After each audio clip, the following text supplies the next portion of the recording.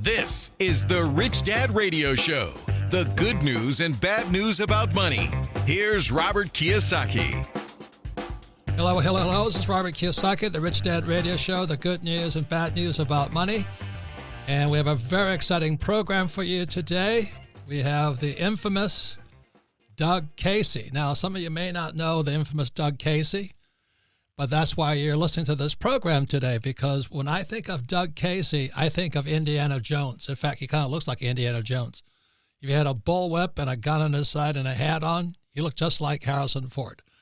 And the reason Doug Casey is so infamous and so famous is because in a program that Kim and I were in a number of years ago, we did 3 junior companies. And for those of you in the commodities business, understand that juniors are the highest risk of any investment possible. We had a gold company out of China, we had a silver company out of Argentina, and an oil company out of Portugal. So Kim and I were working with our great friend, a gentleman named Frank Query, who passed away not long ago. But Frank kept talking to us about juniors and the world of commodities like oil, silver, and gold. And Doug Casey's name always came up, always. And Doug Casey is like a legend, and he's a soldier of fortune. He's the author of Right on the Money, Crisis Investing, International Man, and Totally Incorrect. I think what I love about Doug Casey, he's not politically correct. He calls it and tells it as he sees it. And so with that, remember Frank talking about Doug all the time? Oh, yeah. That was the first time I've heard of Doug Casey, and why he's so perfect for Rich Dad Radio Show is he's also contrarian, as you are, Robert. He's a contrarian investor. But what else I love is he travels the world. He's been to like 200 countries, and he's boots on the ground. He sees what's happening firsthand, and he's investing, and he's watching the economy, and he's looking at politics. He's the whole package, and he practices what he preaches. So I am so excited to get started. So just think of Harrison Ford and Doug Casey in the same breath and same picture, and you got the picture. So Doug is going to do, this is going to be part 1. Okay, everybody, part 1, because we're going to be talking about possibly the most important investment or education you need to have today at this time. So this is part 1, which is the basics. And later Doug will become on again. We'll go to part 2, which is the advanced. So pay attention today, because if we go to part 2, you haven't listened to part 1, you're going to miss out on a lot. So what Doug's going to be talking today is about why gold and possibly silver, you should be in it today, not tomorrow. So with that, I want to welcome to the program Doug Casey. We're going to get into part 1. But Doug, give us a little bit of your background, please. Well, thanks, Robert. I'm very flattered. It fits. Indiana Jones. It's funny. That was a great introduction. But it's a little bit like, I'm not sure if many of your listeners will know who Harry Brown was. Harry was a very good friend of mine. And one time when Harry was, Harry met a guy and he said, hey, the guy says to Harry, he says, hey, aren't you the guy who made $1 million buying gold in London? And Harry said, well, kind of. It wasn't London, it was Zurich. And it wasn't gold, it was silver. And it wasn't $1 million, it was only 100,000. And it wasn't buying, it was selling. And it wasn't me, it was my brother. And he didn't make it, he lost it. So there's always, but yeah, there's some truth to that. But I was born in Chicago, grew up there in Washington, D.C., the heart of the beast. And when I'm in the U.S., I've usually lived in Aspen, Colorado. But for some years, I've actually been living different places in the world. Something that I recommend to everybody for at least a period of their lives for lots of reasons. So right now, as we speak, I'm in Buenos Aires, and I spend a couple of months of the year here in Buenos Aires, and even more time across the Plate River in Uruguay. A quiet, backward little country. So, how in the world did you get into gold, Doug? Well, the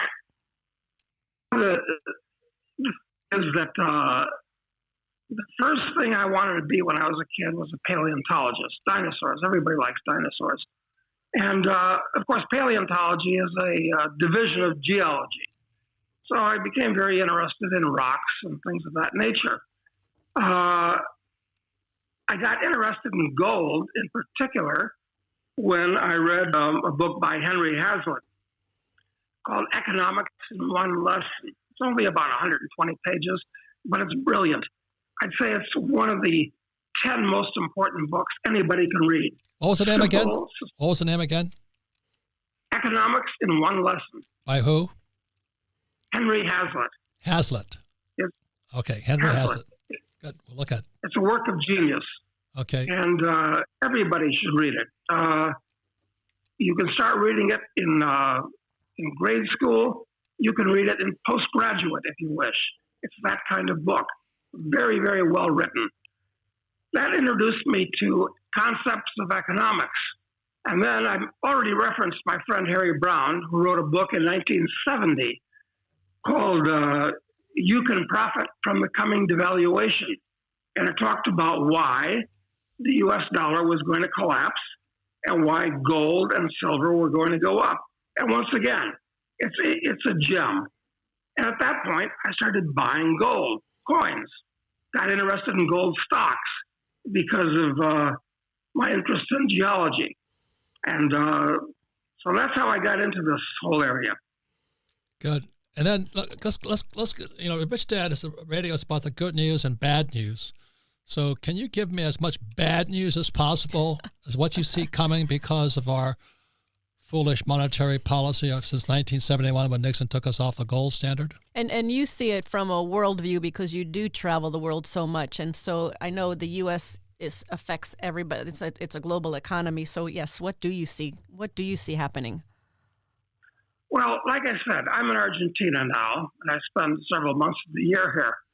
And it's very unfortunate that the U.S. is following in the footsteps of Argentina, which at the turn of the last century, in the early 1900s, was one of the richest countries in the world. If you were a European and wanted to leave Europe, you basically thought about either the United States or Argentina. But Argentina is faded glory right now, and it keeps going downhill. In fact, they've just reelected a strident socialist here, and I think this economy is really going to go into collapse. But the problem is that the United States is following in the footsteps of Argentina. It's a question of more taxes. It's a question of printing up money. It's a question of more laws and more regulations and less freedom. That's happening all over the world, though, I've got to say.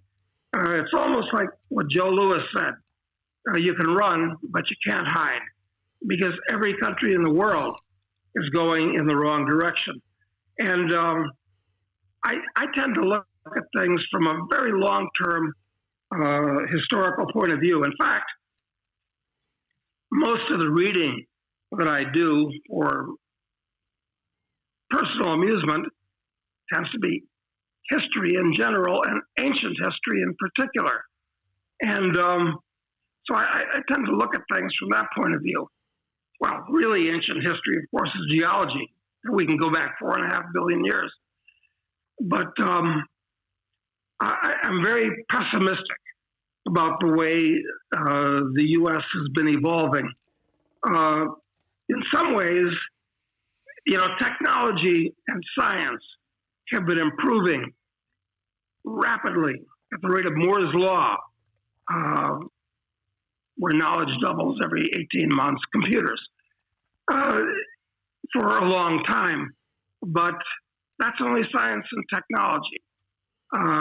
Economically, They've been making lots and lots of mistakes and compounding them for a long time. It really started with Roosevelt. It started before then. But the trend has been accelerating, and it's going to wind up.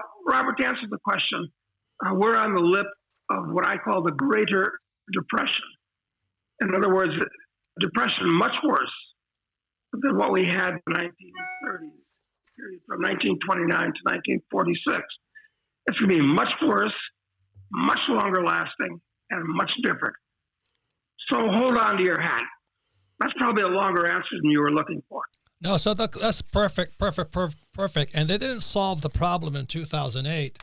They actually made it worse, which made, for Kim and I, like I said, Kim and I have started 3 startups, 3 juniors, and we were in position. Like, we started this junior mining company. It wasn't even developmental mining. It was exploratory, and we built it in China. And gold was at that time about $200 or $300 an ounce, and it kept going down. So we came public through the Toronto Stock Exchange, and we're in position, Doug. We're in position. I think gold went down to $250 an ounce, and everybody else was saying, "Why are you in gold?" I said, "Well, because it's about to go up, idiot." So Kim and I were in position. The problem was we're in position in China. And you know what they do when they find a good gold mine? They took it. So Kim and I kind of got hosed out of billions of dollars. Right, Kim? Yes, we did. But Yes, we learned a lot. We spent all the money and time and effort and found the gold and did all the work. And then the Chinese government said, "Thank you very much. We'll take it now." That was about it. And so, I realized something, Doug, that it's cheaper to buy gold than start a gold mine. And yet for the average investor, and this is part 1 of a show on gold featuring Doug Casey. So if we can go into why is gold the investment of today? Could you go into that? Well, the problem is with the dollar. The dollar used to be backed by gold. It used to be redeemable in gold at a fixed price, $20 an ounce. That meant that you could take your $20 bill and go to a bank, and they'd give you an ounce of gold in the form of a $20 double eagle. That's no longer the case today. They cut the link between gold and the dollar, and since then, the dollar has been on a slippery slope. Just since 1970, which was when the first link was under the Roosevelt administration, when it made it illegal for Americans to own gold. Second link was under the Nixon years, when Nixon would no longer redeem the dollar in gold for foreign governments. And the price level in the U.S. has been going up, which is really the dollar has been going down. The reason you want to buy gold is it's the only financial asset that's not also somebody else's liability. In other words, you don't have to trust a government if you own gold. In fact, the more stupidly governments act, the better gold does. So that's the basic argument for owning gold. So lesson number 1 for all the newbies out there is there's no counterparty risk. No counterparty risk. That means gold is gold. You don't need the backing of the U.S. government, the Chinese government, or the blessings of God. It is pure God's money. It's gold. Atomic number 70. You don't have to trust anybody. What's that? Exactly. Yeah. You don't have to trust anybody. You don't have to trust anybody. And so that's what. If you have a gold gold eagle in your hand, it's going to stay there for a while. Yes, that's exactly right. You don't have to trust anybody else. And in a world that is head over heels in debt today, much of which I think is going to be defaulted on in the years to come, which is, of course, what the crisis of 2008 was all about.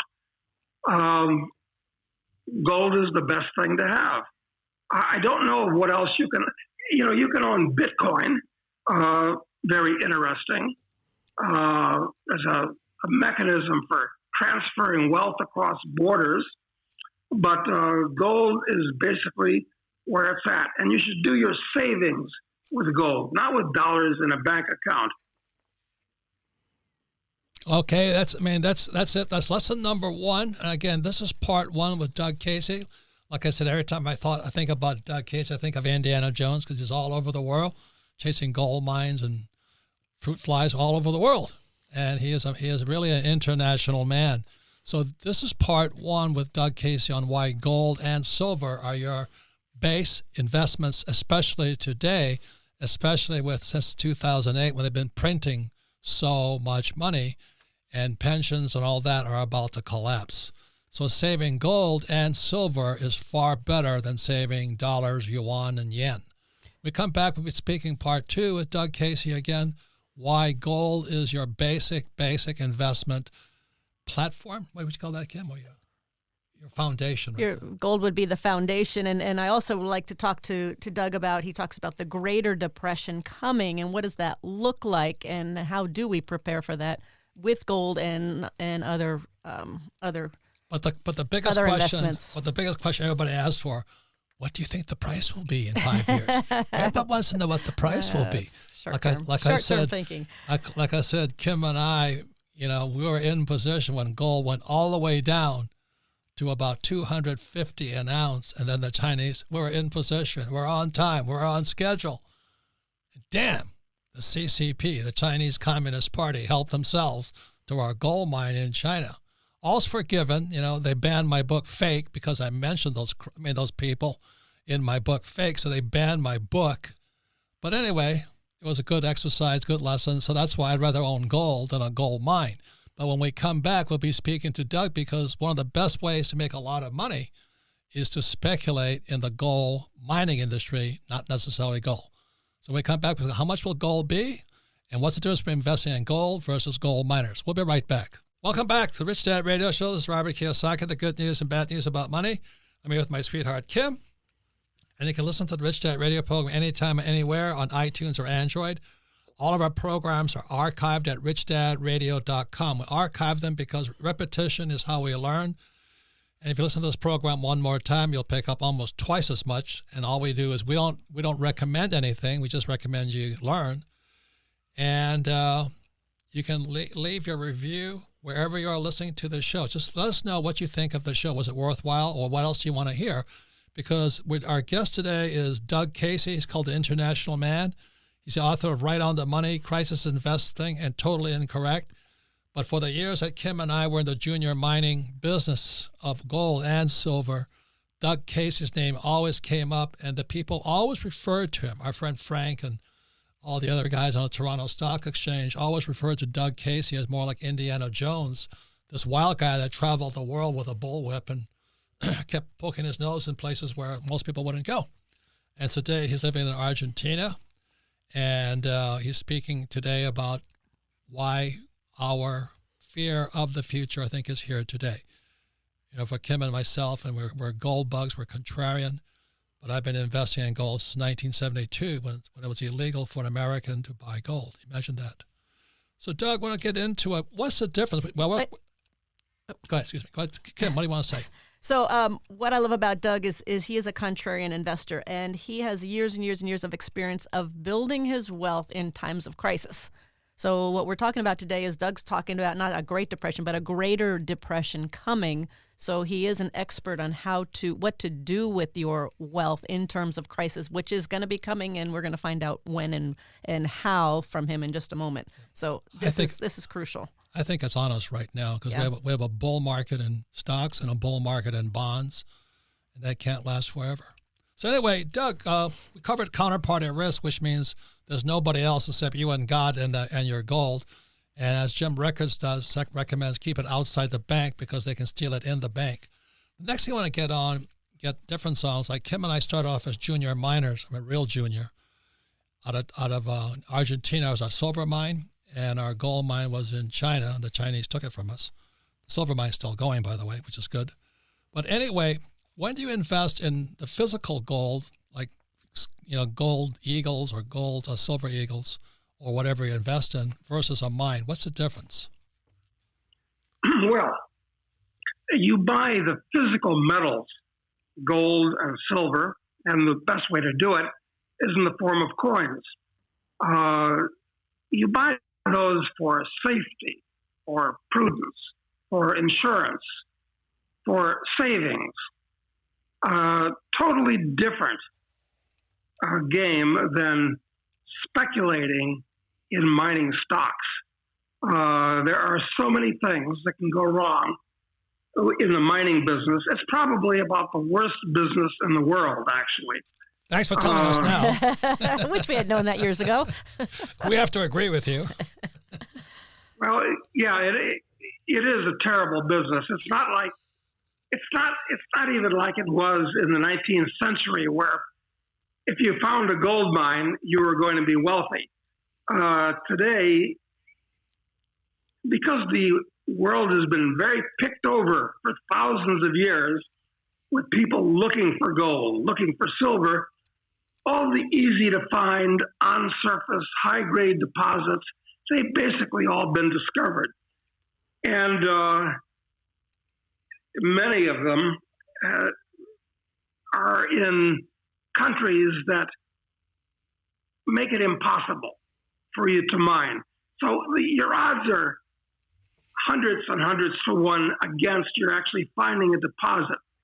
And then the odds are hundreds to one against that deposit being economic. And then if it is, when you build the mine, that's when your troubles really start. Because it's not just a question of Treasure of Sierra Madre, where you get a mule and a shovel and a pickaxe and go out and make a fortune. Today, the legal fees, everything else, it costs scores of millions, sometimes billions, to develop a mine. And your troubles get worse after you build it. And there's no guarantees. There's no guarantees you're going to find gold. No guarantees it's going to be profitable when you find it. Right. But after you find it, then the banditos come out. Exactly. The government comes out. The NGOs are going to make your life miserable. The government is going to treat it as a milk cow. They're going to want to tax it and regulate it. The workers are going to want more money. It's a nightmare. And not only that, the bribes you have to pay. I mean, we're going to ask for so many bribes once we struck it that we're going to go broke just on the bribes. And when we didn't pay the bribes, that's when they took it away. Oops. No, it's one thing after another. Yep. But with all the problems there are in gold mining, there are still about 2,000 so-called gold mining companies in the world. Most of them are exploration companies. They're on an Easter egg hunt looking for gold. Others are developers. They think they've found something, and now they're spending money to prove it out. And there are some producers. But out of a couple of thousand, most of them should be avoided. But this is all bad news. I don't want to have nothing but bad news. What's the good news? The good news is that in a gold bull market, these stocks have teeny-weeny market caps. They're not small caps. They're not micro caps. They're not even nano caps. A lot of them are pico caps. They're so small. And what that means is that when the tenor of the market changes and people want to get into gold, just a small amount of money can send these things flying. So in past gold bull markets, small mining companies, juniors, as opposed to seniors, which produce and are big companies, the whole market moves 10 for 1, and many individual stocks move 100 for 1, and some stocks have moved 1,000 for 1. And I've personally owned a couple of those, believe it or not. But that's the good news. So it's an area for a speculator. You can't really invest in these things because they're mostly burning matches. They're always raising money to solve the problems that we've just been talking about. But they're good speculative vehicles, fantastic speculative vehicles, if your timing is right. My personal belief is this is one of those times when you want to own them. You might want to try one. So, there's also the majors like Barrick, right? Is Barrick still the king dog out there? Well, I don't buy these big companies. The larger a company gets, the more distant the management is from the assets on the ground.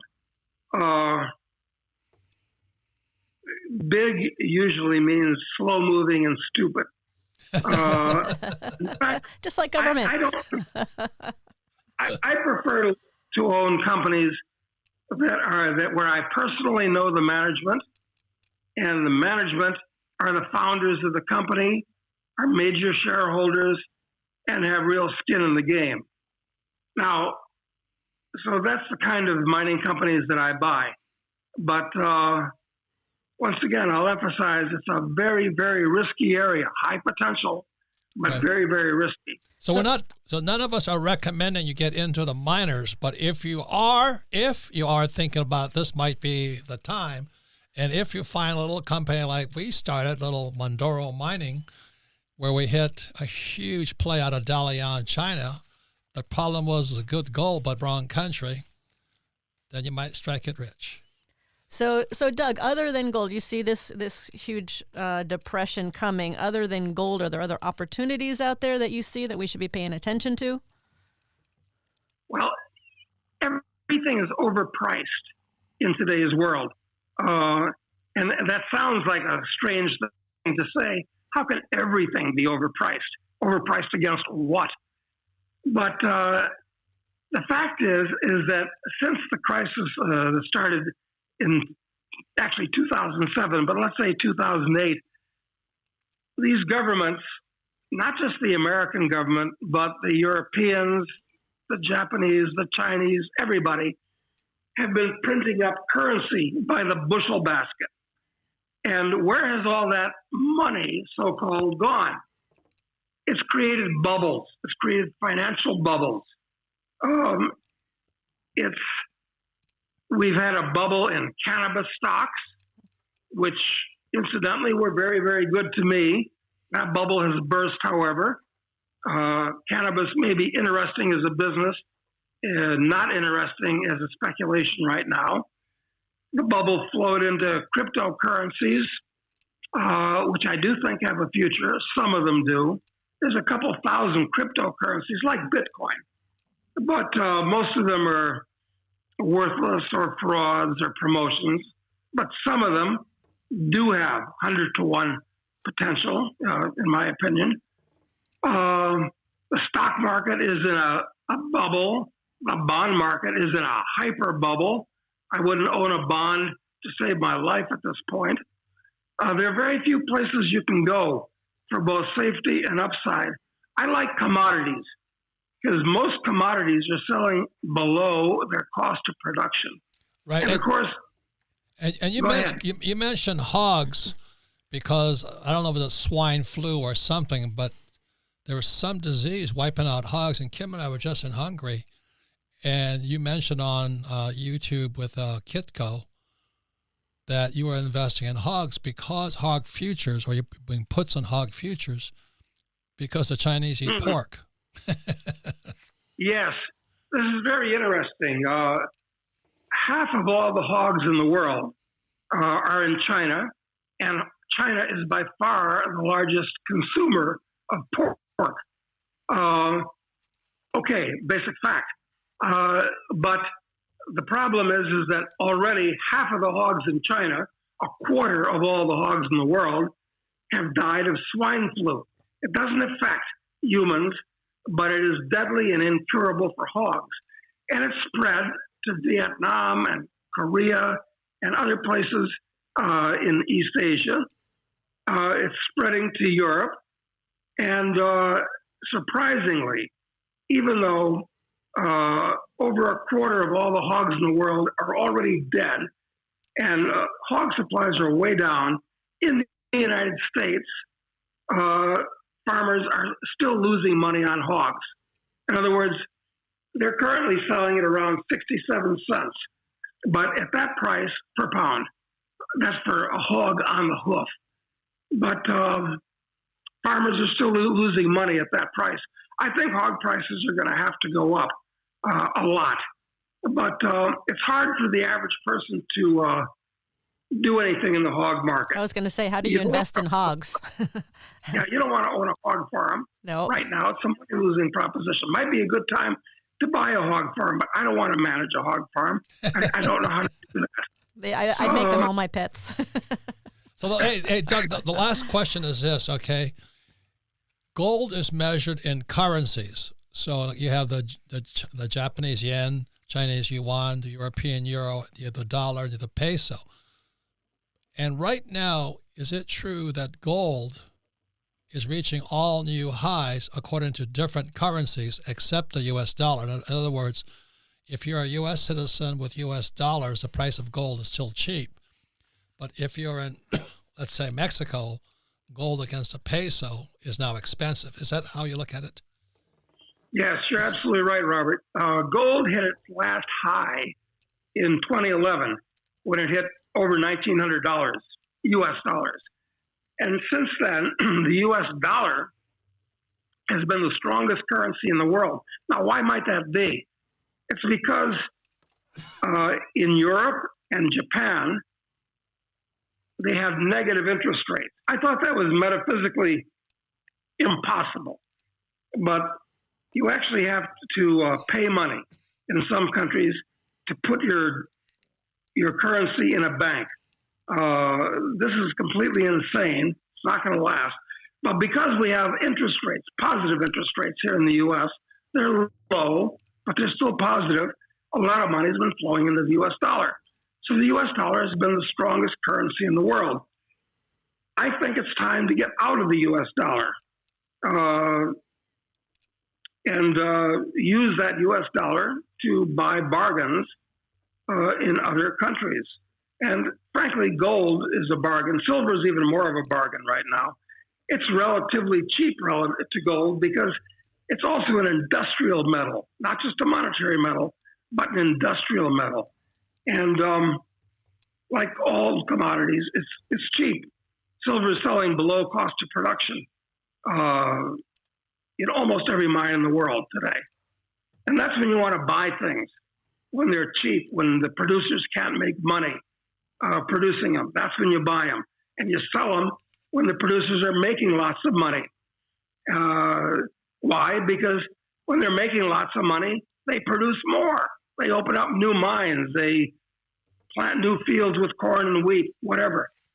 So this is an excellent time to buy commodities. Okay, so this is the last question that everybody wants answered. It's what's the price? And we have Harry Dent, who claims gold's going to go to $400 an ounce.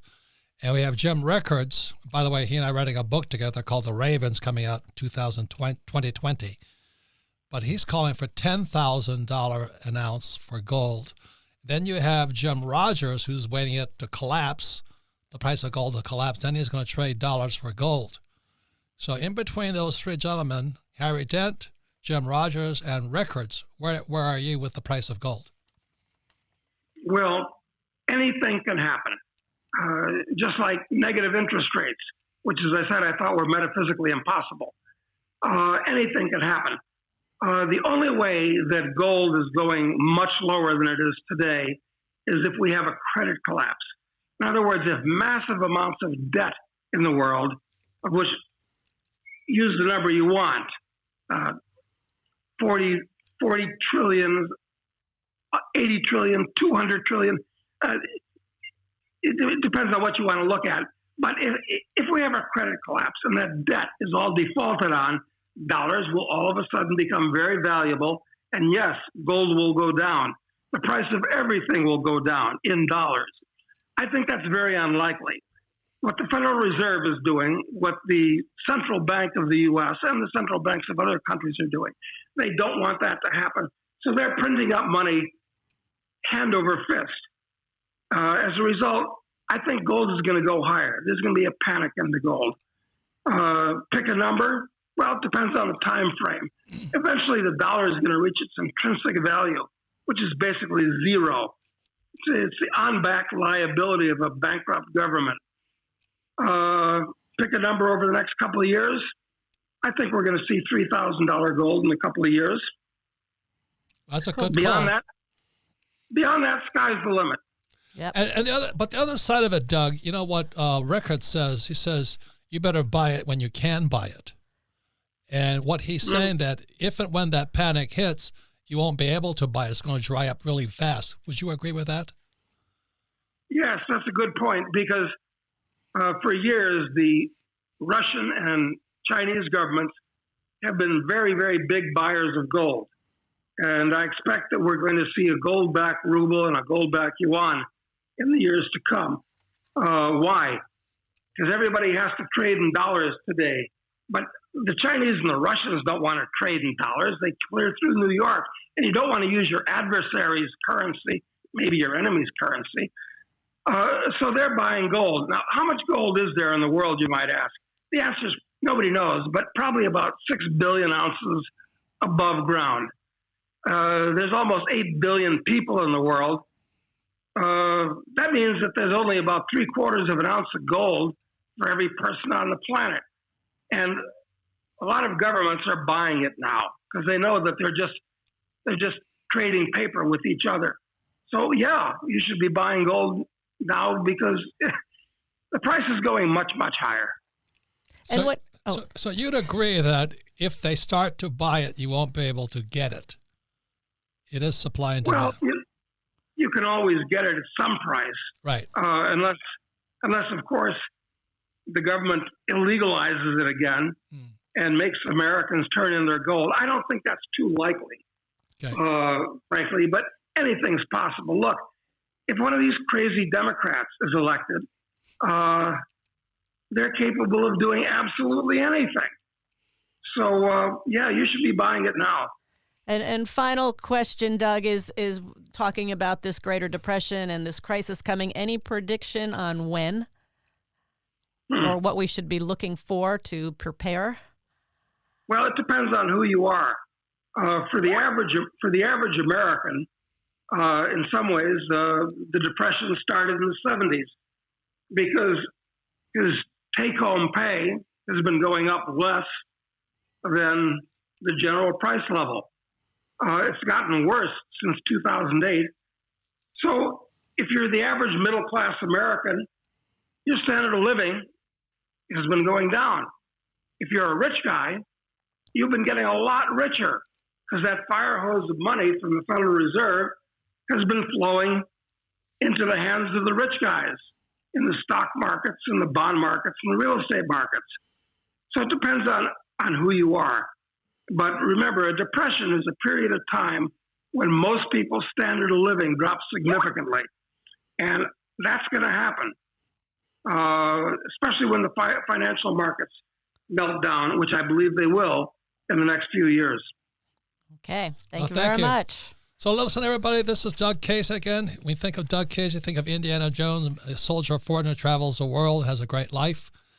But also, this has been part one, you know, what the basic strategy for precious metals should be. And the next time we have Doug on, he's going to go into part two, the advance. I better bone up on that one because he goes above and beyond my head. So, Doug, thank you very much. Thank you, Doug. So appreciate it. You are a wealth of information. Well, Robert and Kim, it is a pleasure talking to you absolutely anytime. Thank you. We appreciate that a lot. We're going to reach out to you. We're going to call you back for part two, the Advanced Gold and Silver Investor Summit on this. So thank you, Doug. Thank you. Enjoy Buenos Aires. Okay. Thanks, guys. Thank you. See you soon. Bye-bye. Thanks. Hope to. Bye-bye. Welcome back to the Rich Dad Radio Show, the good news and bad news about money. Once again, listen to the Rich Dad Radio program anywhere on iTunes or Android.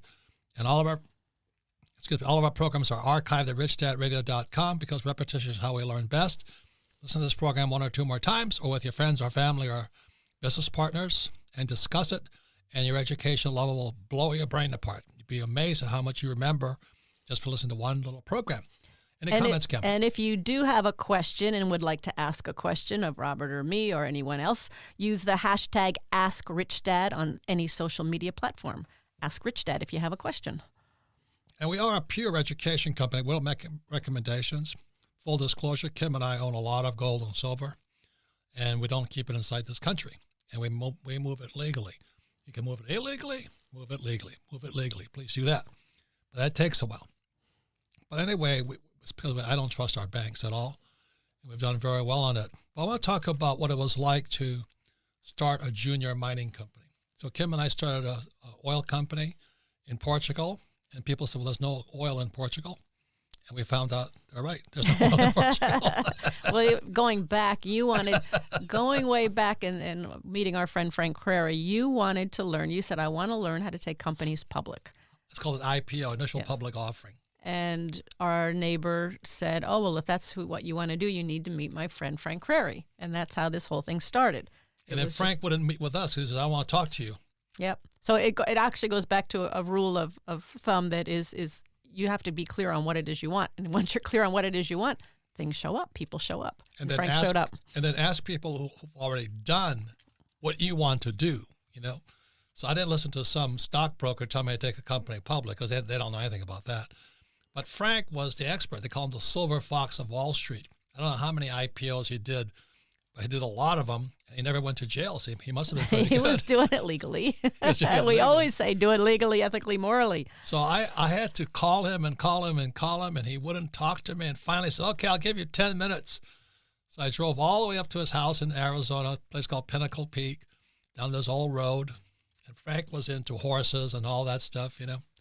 Very rich guy. He moved from Connecticut to Arizona. And I sat down in front of him, and the first thing he says, you really want to learn, don't you? I said, yeah. I've never taken a company public. And I like gold, and I like silver. I'm already buying it. Can you tell me how to take a company public? And his words were, you know, you're the first person to ask me for education. Yeah, he said, everybody comes to me either asking me for money or a job. And he sat there and he looked at me and he says, you're really serious, aren't you? And I said, yes, I'm serious. I really want to learn, you know. And because if you want to learn, seek mentors. You know, I read about that in Fake. You want to find the best teachers, you better find real teachers because most teachers are fake. So he says, okay, you got a deal. This Saturday, you are to be in Lima, Peru.